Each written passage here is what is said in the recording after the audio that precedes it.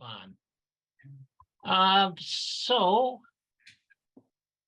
I will quickly introduce myself and ask Father Joseph to introduce himself, and then we will move into some presentation, but I think we'll probably encourage a lot of response. And I know this is an unwieldy group to do voice response. So I'd like to encourage people to answer questions or share thoughts in the chat, and we will share back what we can glean from that as we go along. So my name is Bill Sweeney.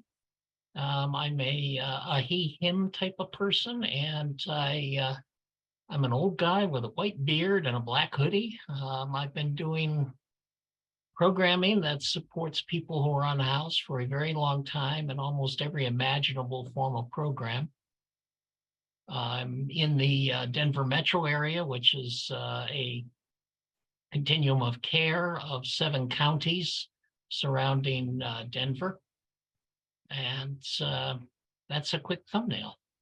Father Joseph? Thank you, Bill. I'm living and working in Santa Cruz, California. I am the program manager for the Association of Faith Communities Safe Spaces parking program. I started doing this on April 1st, 2019. And so I'm in my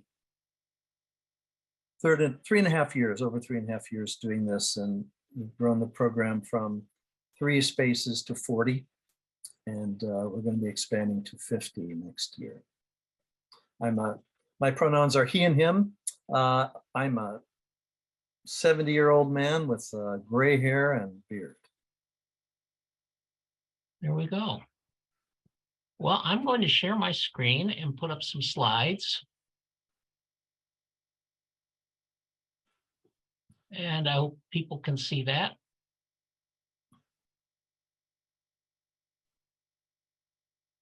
And we begin.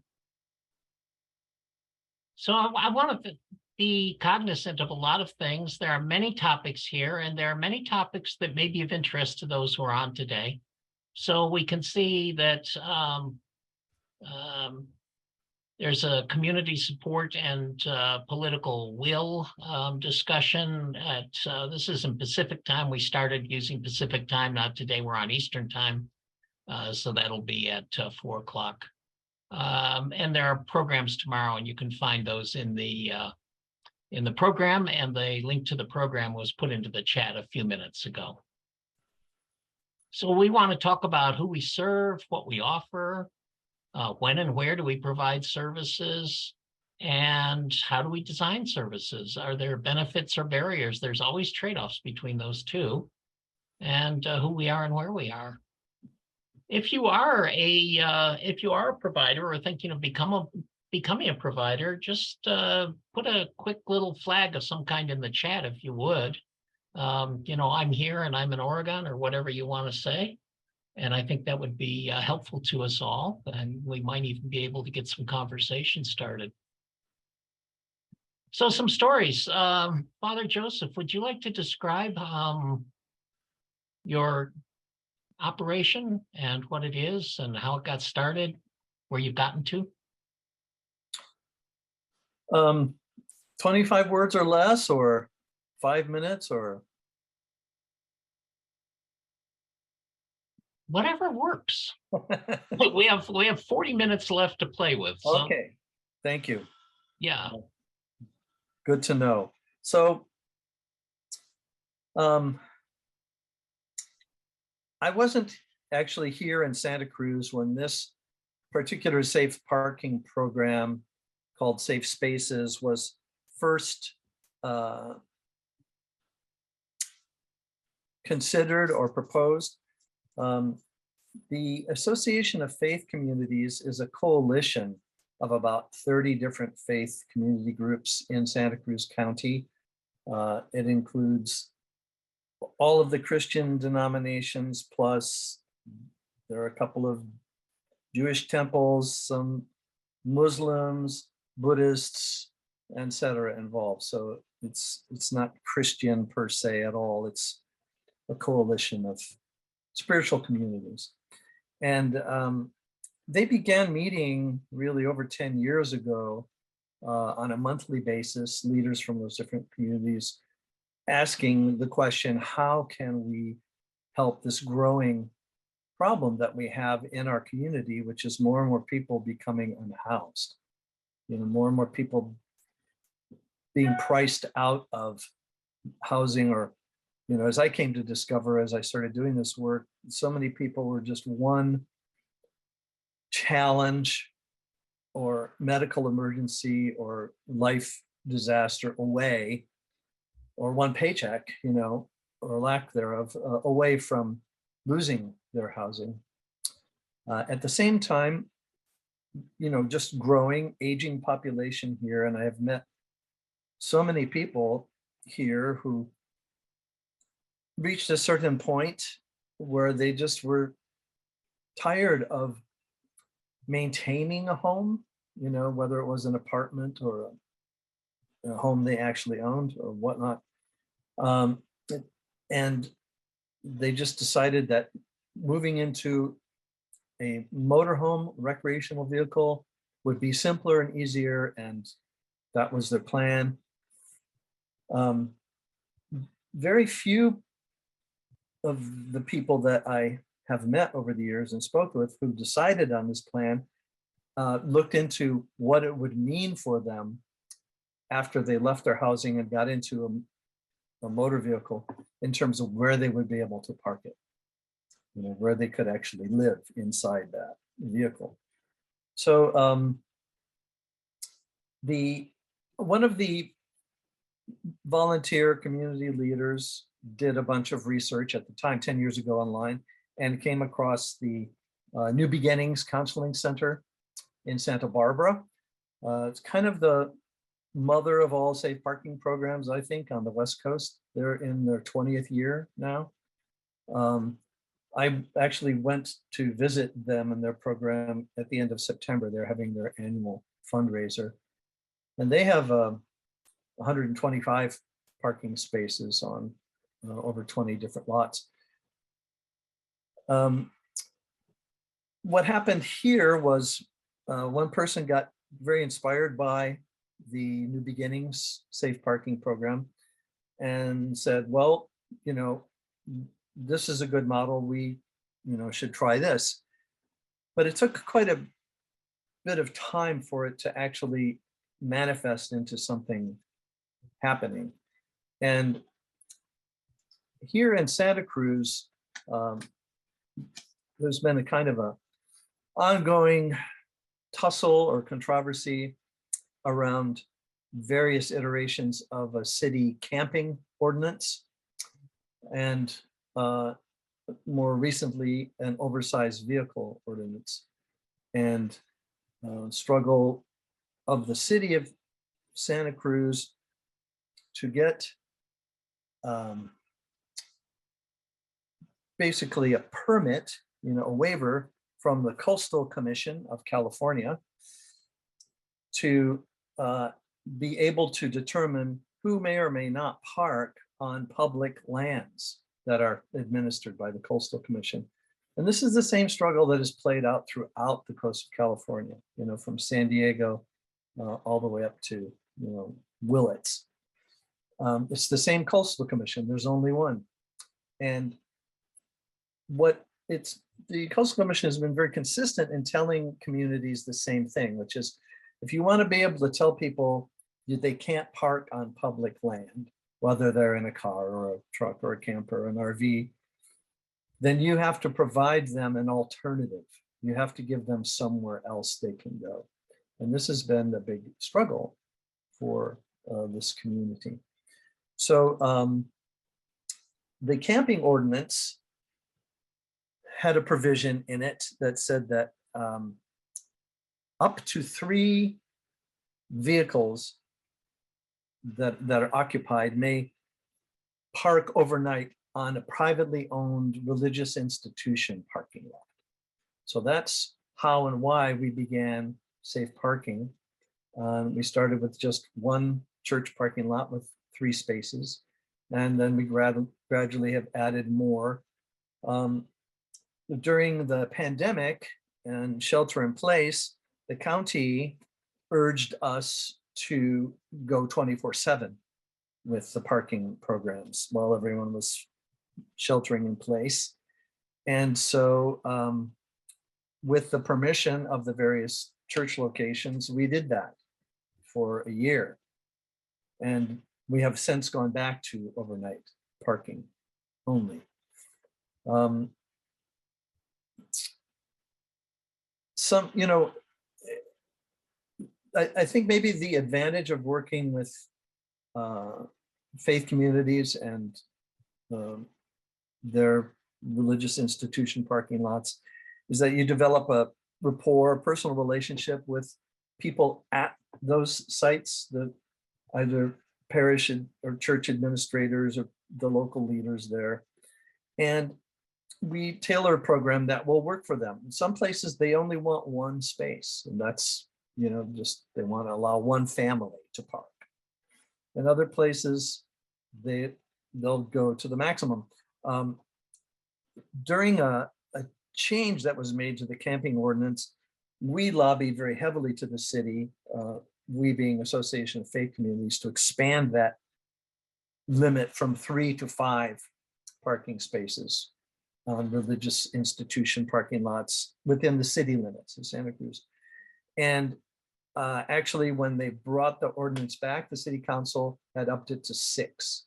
So we're now at a minimum or maximum, of 6 parking places per religious institution parking lot within the city limits of Santa Cruz. The county of Santa Cruz has similar regulations, but they're not really as clearly defined in some cases. But in general, they've gone along with this 6 vehicle maximum as well. In practice, no one's really checking or counting.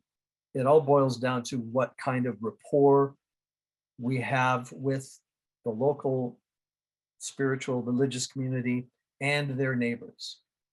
So we're providing overnight parking, we're providing either access to the restrooms and or showers on some of these facilities, or portable sanitation services, including hand washing stations and trash pickup. In some locations, we provide electricity. We are not currently providing any kind of services for evacuation of gray water or black water. That's up to the program participants, and especially since it's overnight parking only. Our program, I'm going to say, is relatively high bar in that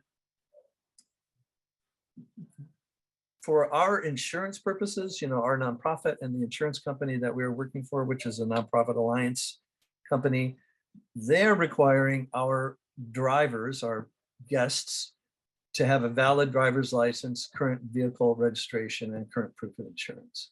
They need to have those documents, and they need to keep those maintained. We're on a month-to-month arrangement with people in our program. We recently applied for a local grant. It's called a CORE grant. It's a 3-year grants that are awarded locally to various nonprofits. This is the first time we were awarded that grant, which has enabled us to hire a full-time case manager for the safe parking program. It's certainly been quite a compelling journey and work for me here in the last 3.5 years. I have learned many things that I did not know about people who are living in vehicles or choosing to live in vehicles. And not the least of which is that, you know, I think we've been able to serve our people better in a way because we have not been funded by HUD or FEMA. Those kinds of grants come with various kinds of strings. And there's also a particular hermeneutic or way that HUD views everything.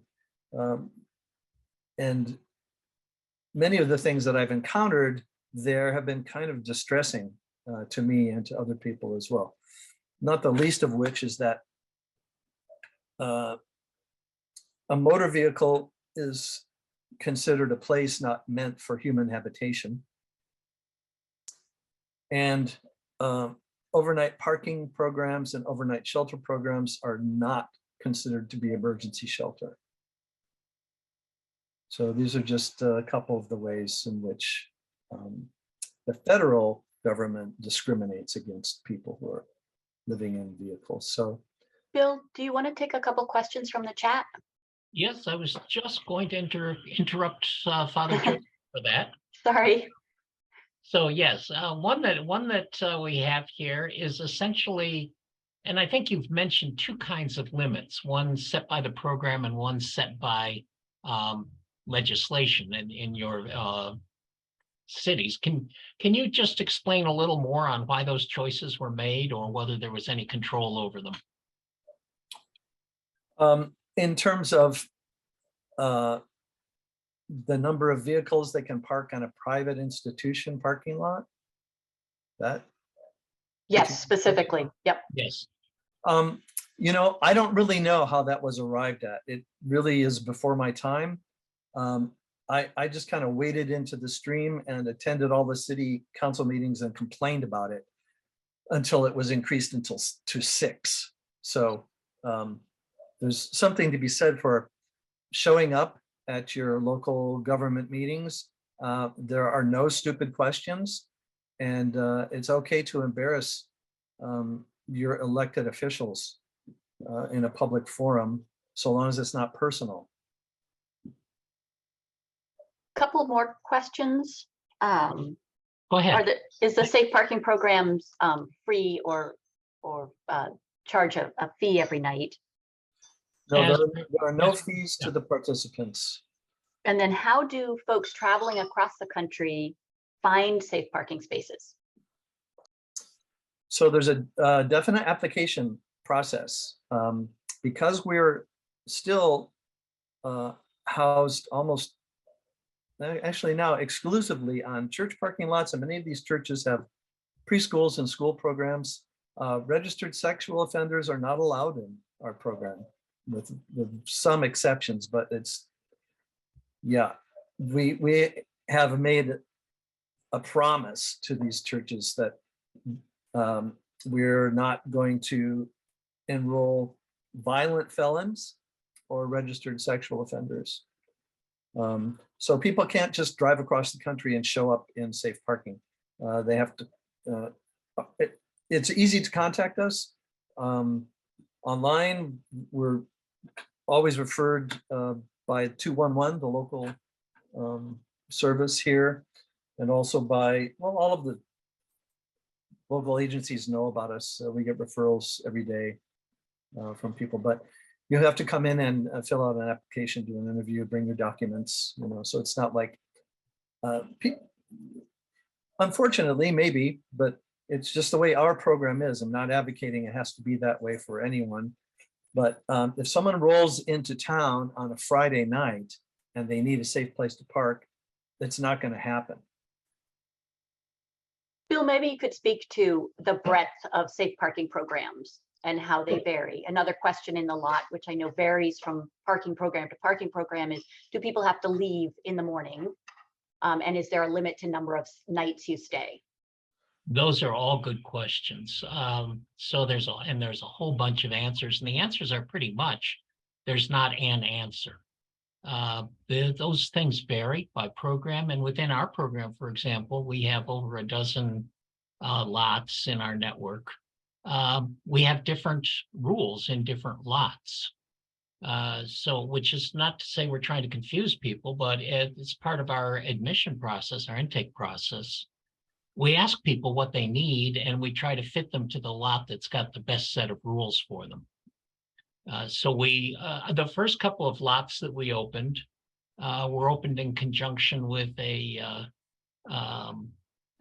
shelter that exists, that's a navigation shelter that's helping people to exit homelessness because they choose that path. And they decided to essentially extend their program on the parking lots of 2 nearby congregations. And that worked out in terms of getting the permissions to do that from the city council. And their model was exactly the same in execution as it is in the fixed wall shelter. So that meant that there were people from the program who were hired, who provided all of the support of the people who were in the lot. There wasn't a requirement for volunteers to be present. And as a result, there were very few barriers in terms of sex offender barriers or violent felon barriers and all that sort of thing. They simply didn't ask those questions. They literally don't know. The next couple of lots that we opened were opened in congregations who said they wanted the opportunity, they wanted to make their lots available to have the opportunity to be in community with the people parking there. And they wanted to do that with volunteers from their own congregation.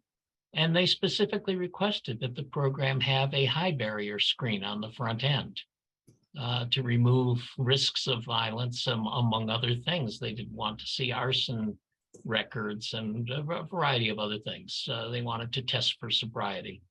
And that's fine. That's a couple of lots we have that are that way.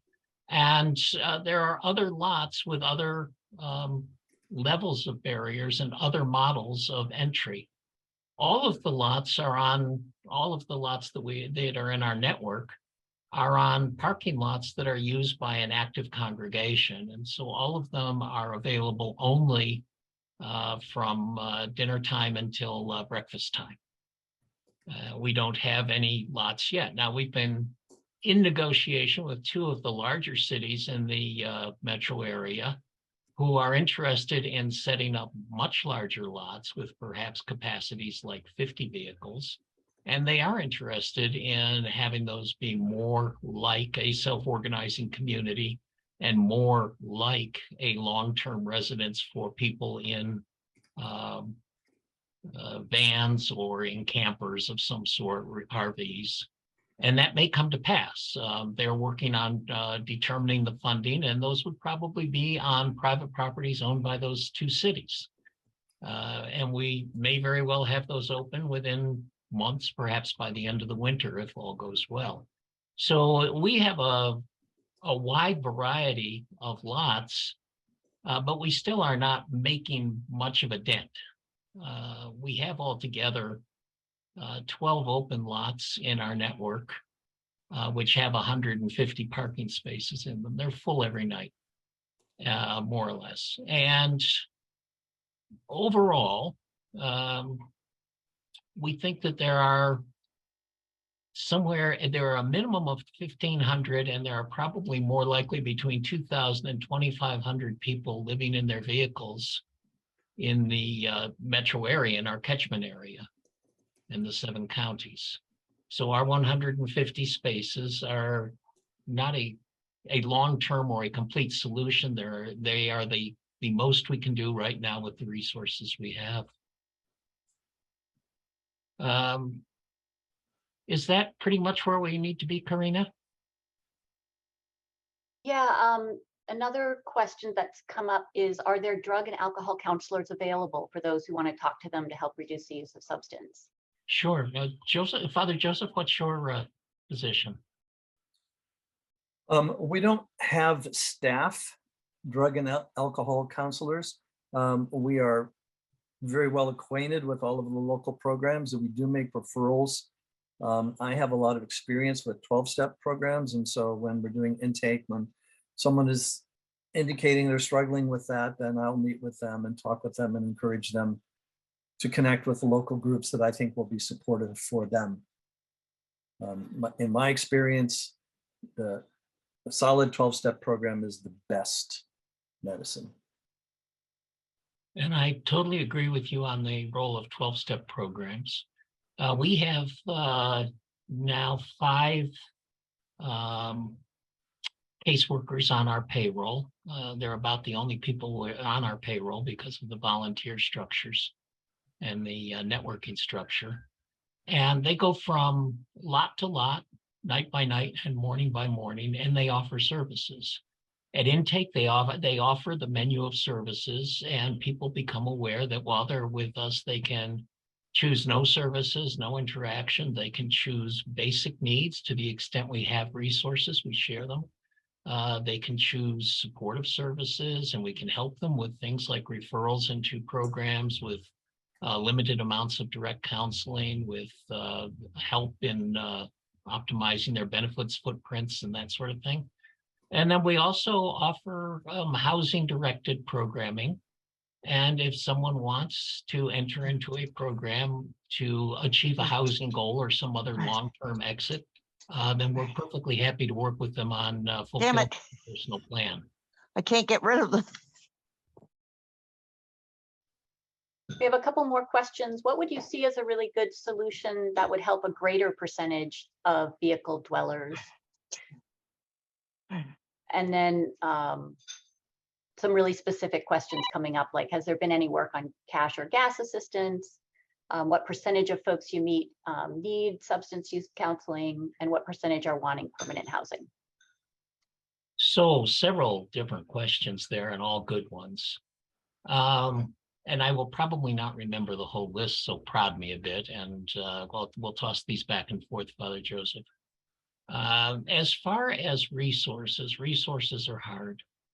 We've spent several years lobbying the local and county and state sources here and interacting with federal sources. There will be more discussions tomorrow about federal funding. Federal funding is generally not supportive of parking programs. There is work that will be discussed in one of our programs tomorrow. In fact, I think in two of our programs tomorrow, to try to make some changes in that circumstance, to try to get some legislation through Congress that might favor funding for parking programs. That may happen. Philanthropic sources are helpful, but they don't have the, they're not convinced that these kinds of programs, the parking programs, are the best use of their resources, and so their gifts don't tend to be sustaining. They tend to be smaller than that. And we are not as popular as a puppy rescue outfit, so general fundraising with the public is usually, it's helpful, but again, we can't roll in the big bucks like the SPCA does. So I don't know what your experience has been with some of these things, Father Joseph. Sure. So I think things are going to vary from community to community. One of the best resources that I have referred people to quite frequently, and it's available nationally, is the Society of St. Vincent de Paul Assistance Line. And they're, talk about a network. They're wired and they have resources. So if you have a burning need and you call, they'll interview you on the phone. If you meet their criteria, and it's not very high bar, they'll say, you know, go to this address and see this person, and they'll give you a, you know, money order for $100 or whatever it is, you know. So very responsive resource here. There are a couple of churches locally that have assistance desk hours, 1 or 2 days a week. You can go to those places during those times, and they're also extremely generous for, you know, urgent needs. So I think local networking, depending on your community, you know, if you're really rural and there's nothing, you know, then I don't know what to say, but there are quite a few options here in Santa Cruz. A really good solution that would help a greater percentage of vehicle dwellers is something like this program. Graham showed this slide that was pretty intriguing. The Community First Village in Austin, Texas. I'm going to say something like that, where people either inexpensively or free can affordably, you know, like affordable RV parks. There's no such thing here in Santa Cruz. I mean, housing is insanely expensive. Everybody wants their vacation, $1 million view, and the blah, blah, blah. And even the campgrounds are expensive, you know. So yeah, affordable vehicle RV full-time parking, with services, I think would be the best thing that we could do. Cash and gas assistance. Our agency, Association of Faith Communities, doesn't really provide cash assistance as a policy. We do provide gas cards for people and have a fair, decent budget for that. Also food cards to local stores as well. What percentage of people are wanting permanent housing? I'm going to say it's about 60%, maybe even a bit more.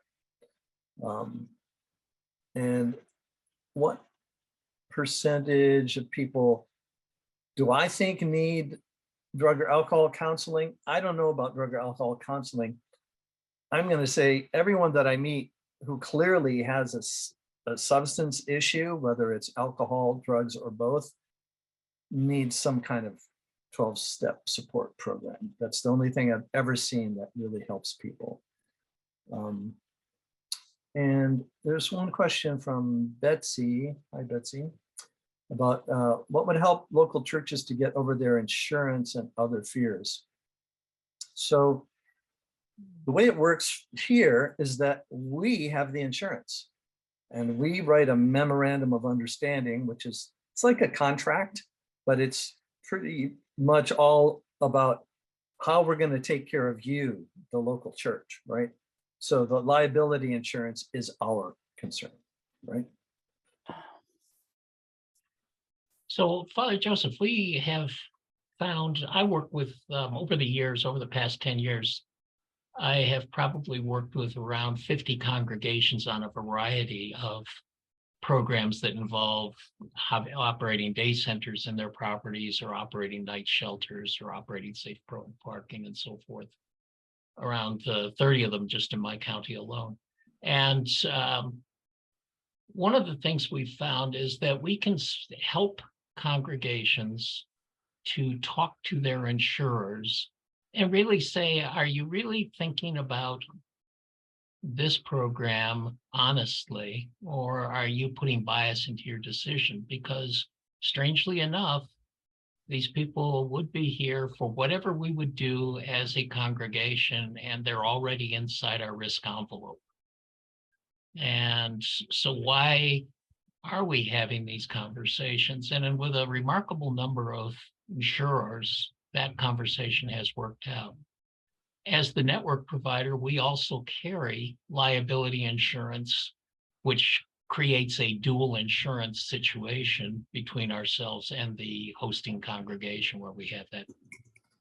So for to the extent that that's an issue, it's worth keeping in mind. It's strangely enough, there's no typically for most insurers, they are quite willing to admit that they don't really worry about the Boy Scouts coming in and having an overnight. So it's an interesting step in and essentially creating a different mindset about people who are vehicle resident. Yeah, changing the narrative. Yeah. And that's a big part of, the work here is, and actually one of the reasons it's good to engage with churches locally at that level. Because, again, in my experience here, almost 80% of the people who are vehicular residents are from here, as we heard earlier in the presentation, the people who at some point transitioned into vehicular residency, and they want to stay close to where they grew up, where their children are, where their family is, all of that kind of stuff. So getting people to understand it's not people coming here from Ohio to soak up the good weather and the free social services. That is really not the story. So changing the narrative is a huge part of the work. All right, and let's see. Father Jacobs is in the Santa Cruz area, Betsy, and yes, I'm in the Denver area. Some more questions that have come up. Are your programs typically at capacity? And do you restrict the program to people in a certain income level? Do parking programs care if a person is not actually sustainable in a vehicle because of no income? And what about people who want to permanently stay in their vehicle? For our programs, we don't have those barriers. Other programs sometimes do. If you can get your vehicle onto the lot and get it out the next morning, that's a good thing. We do have reserve spaces. We are not a drive-up organization. We're a registered slot organization. And so our policy is that you'll be admitted to a specific parking space in a specific place, and we will reserve it for you. And when you are ready to move on, we will put someone else into that slot. So there is some barrier there, and there's a barrier there that's implied, which is we don't serve the drive-up community. The waiting list that we have, given the dynamics of our area, is demonstrated by the fact that we receive approximately the same number of calls a week. We get about 125 to 150 calls a week, and we have 150 long-term slots that we register people into. So there's those who wish to be on a waiting list and see what opens up over time. We're glad to have them, but we are nowhere near capable of being able to meet the demand or promise people that we may be able to. I'll just echo what Bill has just said. There are no income requirements. Your vehicle does have to be operating. I think this is one of the biggest fears from experience of churches locally, is for a big vehicle to die in your parking lot. If you've ever had to try and tow one of these 30+ foot vehicles, it's not easy to arrange, and it is expensive. So yeah, and we don't do drive-up service. You know, it's not like Motel 6 where there's vacancy or not. Yeah. Intake assessment application is definitely required.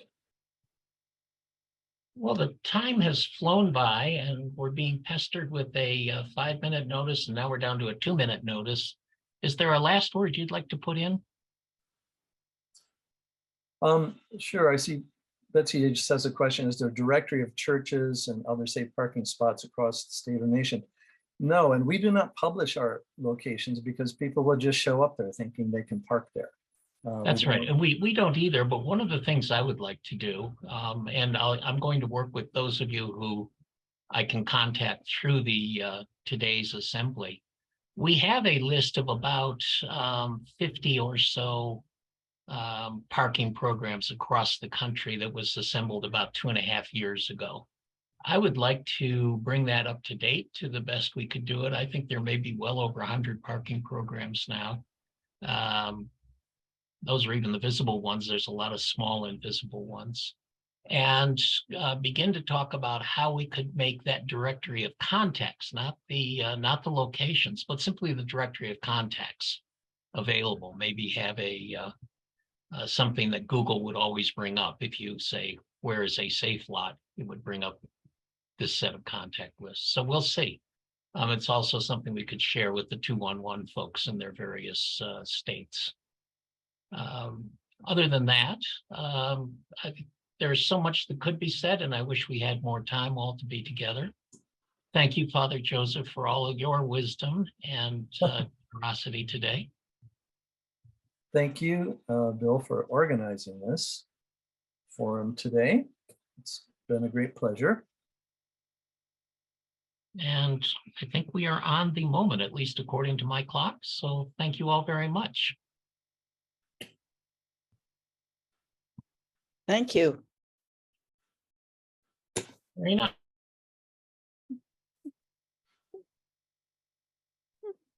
Thank you. You said my name, then you muted yourself, Bill. What happened? Our state of play changed. I'm going to try to save the chat here, but you may want to do so also. I've in got case it. Whatever I do doesn't work out. Yep, I've got it. Okay, good.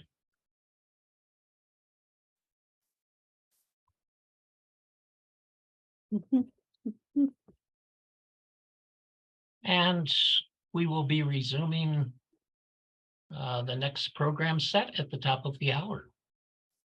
Class dismissed.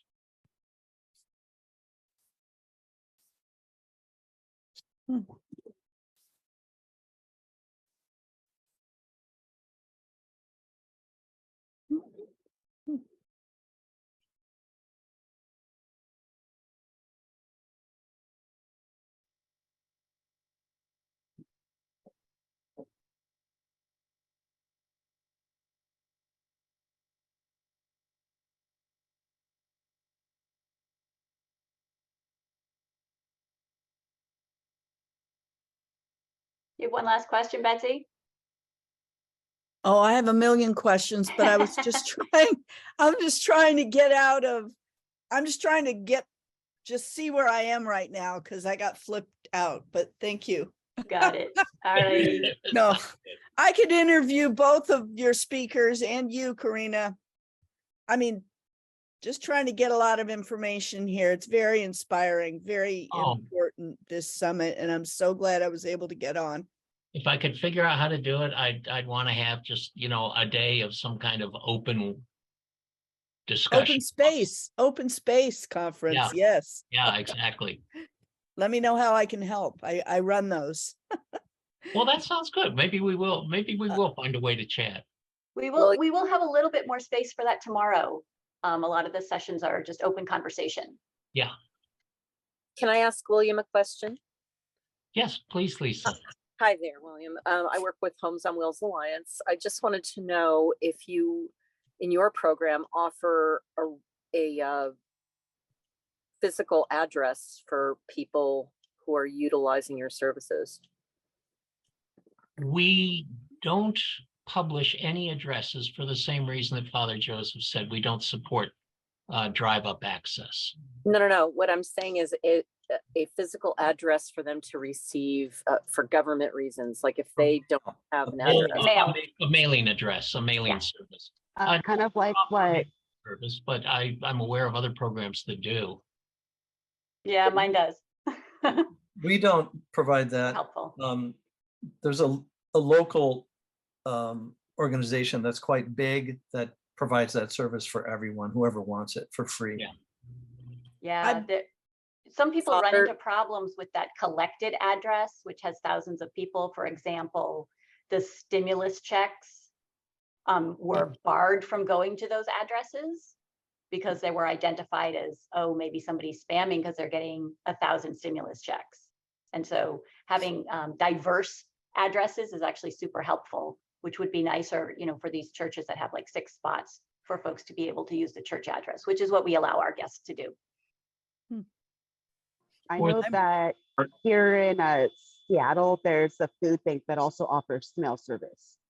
That's 77 South Washington, Yeah. right? But everybody in Seattle knows that address. This one's the Ballard Food Bank.